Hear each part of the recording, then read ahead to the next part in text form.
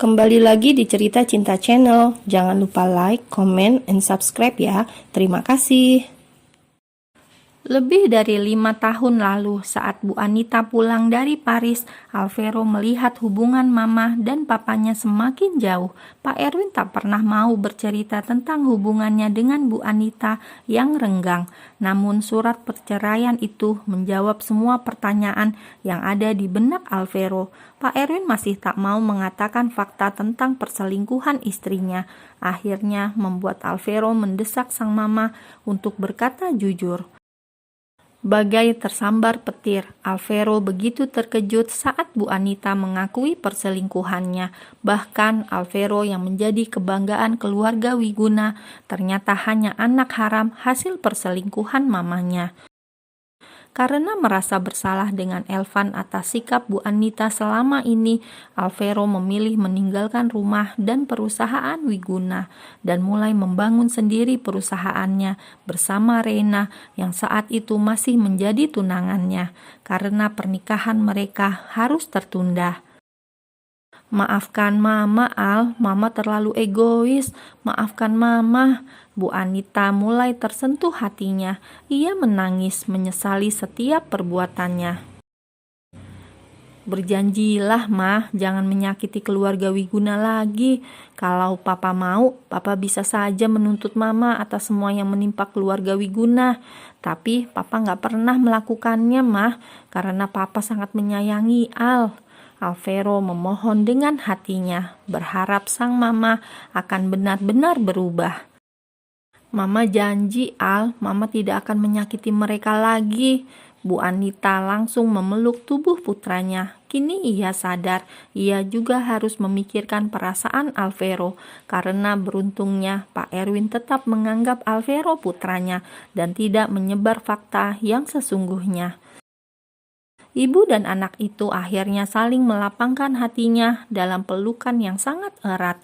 Reina yang sedari tadi terdiam, ikut meneteskan air mata melihat adegan mengharukan sepasang ibu anak itu. Alvero dan Bu Anita lalu menghampiri Reina yang masih di atas ranjang pasiennya. Bu Anita langsung memeluk menantu kesayangannya itu. Rasa haru pun semakin terasa di ruangan VVIP itu, hingga suara tangis bayi Reina menghentikan drama tangisan mereka. Alvero tersenyum bahagia karena mamanya telah belajar menerima kenyataan. Di dalam mobil, Elvan yang sedang mengemudikan mobilnya terlihat masam, sementara Marisa berkali-kali membuang nafas beratnya. Kata-kata Bu Anita yang begitu menyakiti hatinya membuat Elvan tak sanggup menampilkan senyum di wajah tampannya. Mas, jangan manyun gitu, jelek Mas. Marisa yang duduk di samping suaminya kini merasa tak nyaman dengan ekspresi yang ditampilkan suaminya. Elvan menoleh ke arah sang istri. Wajah teduh yang sangat ia cintai membuat Elvan mengukir senyum kecil di wajahnya. Memangnya kamu gak marah sama Mama Anita? Dia yang udah buat kita kecelakaan dan akhirnya memisahkan kita selama ini, sayang. Elvan kembali kesal mengingat ulah ibu tirinya itu. Marisa mengusap lembut wajah suaminya, lalu ia menampilkan senyum yang begitu manis. Mas, bukankah karena itu hubungan kita menjadi kuat? Tanya Marisa. Elvan menepikan mobilnya, lalu memandang wajah Marisa dengan serius. Apa kamu sungguh tidak membenci Mama Anita? Tanya Elvan yang kini menggenggam kedua tangan Marisa. Marisa tersenyum, lalu dengan yakin ia menjawab, aku tidak pernah membenci Mama, Mas, karena Mama, cintaku sama Mas Elvan semakin dalam, dan karena Mama juga, aku belajar menjadi wanita yang kuat. Elvan melepas sabuk pengamannya, lalu memeluk erat tubuh Marisa. Elvan tak menyangka istrinya benar-benar berjiwa besar, meski dia tersakiti. Namun tak ada dendam di hatinya, membuat Elvan semakin bersyukur memiliki istri seperti Marisa. Aku sangat mencintaimu, sayang. Aku sangat bangga memilikimu. Elvan mengusap rambut Marisa yang masih duduk di kursinya. Marisa membalas pelukan Elvan. Ia juga sangat bersyukur memiliki suami yang setia seperti Elvan, suami yang begitu mengagumkan baginya. "Mas, kamu ingat posisi kayak gini nggak?" tanya Marisa yang masih dalam di pelukan Elvan. "Enggak, emangnya kenapa sayang?" Elvan balik bertanya, namun tangannya masih sangat erat memeluk Marisa. Marisa mencoba mengurai pelukan mereka. "Dulu waktu kita kecelakaan kan kita lagi berhenti di tepi jalan kayak gini," ucap Marisa mengingatkan. Seketika Elvan langsung kembali pada posisinya, kemudian memasang kembali sabuk pengamannya. "Kamu nakut-nakutin Mas deh sayang." Elvan kembali melajukan mobilnya. Marisa terkekeh pelan. Kebiasaan Marisa saat tertawa ialah selalu menutupi mulutnya dengan telapak tangannya. Elvan tersenyum karena tawa istrinya. "Jadi kamu sudah memaafkan kakek?" tanya Elvan yang masih penasaran. Marisa terdiam sejenak, lalu ia menghembuskan nafasnya yang berat. "Aku sudah memaafkan kakek, Mas. Hanya saja aku masih kecewa waktu itu. Tapi sekarang aku sudah mengikhlaskan semua dan aku harap kita semua akan bahagia pada akhirnya," jawab Marisa dengan penuh keyakinan. "Syukurlah." Elvan mengusap pelan rambut Marisa. "Sayang, masih ada satu penghalang kita menuju kebahagiaan yang sempurna. Aku berharap kita bisa melaluinya dan semoga saja dia bisa menerima kenyataan meski dengan keadaannya sekarang." Suasana sekolah mulai ramai saat mobil Elvan tiba di sekolah. Marisa berinisiatif untuk turun menjemput kedua anak kembarnya, sementara Elvan menunggu di mobil. Tak lama, Andra pun datang menghampiri mobil Elvan yang kaca sampingnya terbuka. "Tumben istri lo yang turun," ucap Andra tanpa basa-basi. Elvan menatap jengah laki-laki yang berdiri di samping mobilnya itu. Entah kenapa, ia tak pernah menyukai laki-laki bernama Andra itu. "Kenapa? Kamu suka sama istriku?" tanya Elvan langsung pada intinya. Andra terkekeh, sebegitunya Elvan posesif terhadap Marisa. "Santai bro, gue gak ada niat sedikit pun untuk merebut istri lo. Gue tahu kok dia wanita baik-baik yang gak mungkin tergoda sama rayuan gue," kata Andra yang membuat Elvan semakin bingung.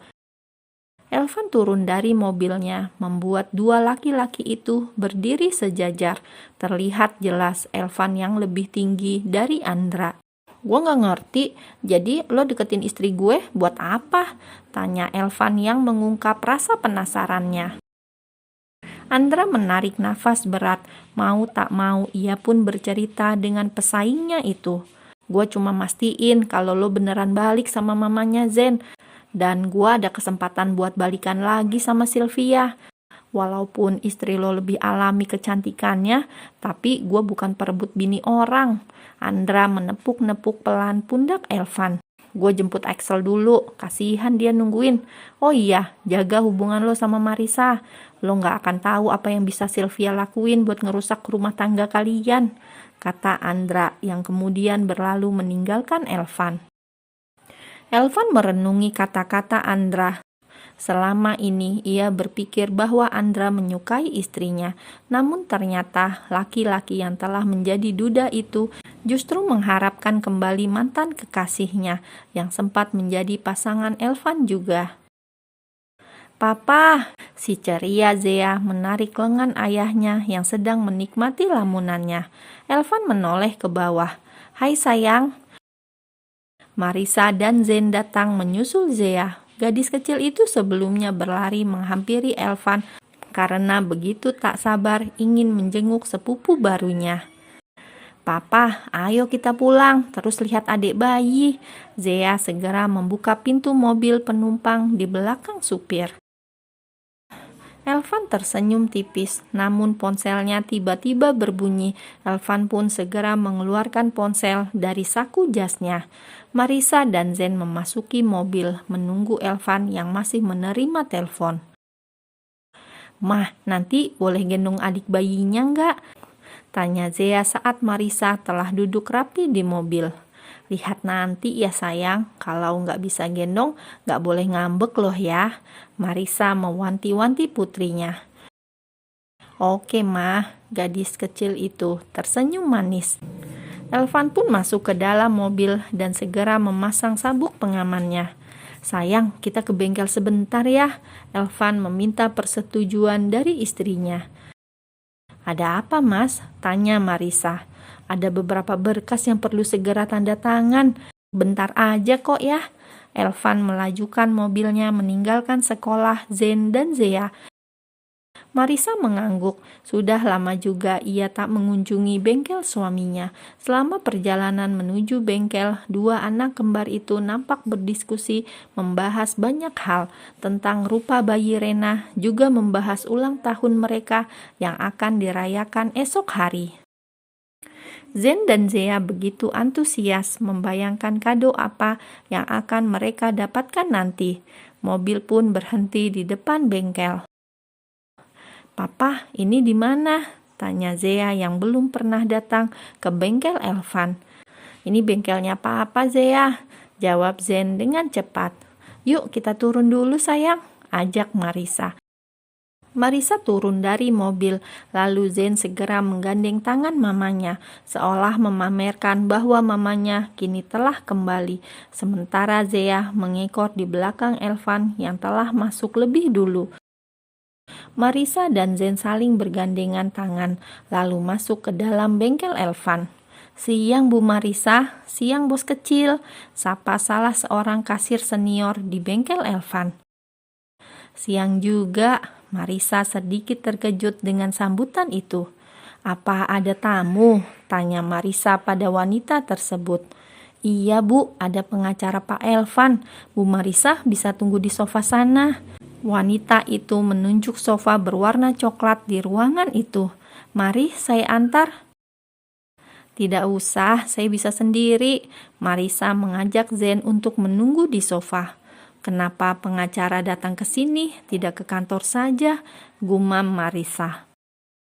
Marisa dan Zen pun duduk di sofa. Ia mulai mengamati ruangan di bengkel suaminya.